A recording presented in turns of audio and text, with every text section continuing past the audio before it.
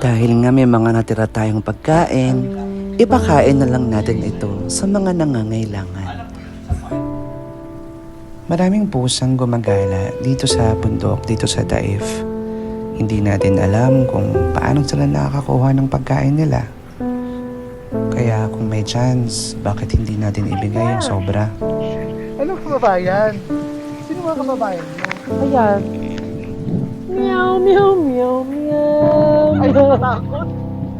Alam niyo na ibig sabihin nito? Lumura ka. Ito po ang J Venture Hindi TV. na natin makakain. At ito ang Eyewitness. Naiya siya. Eme!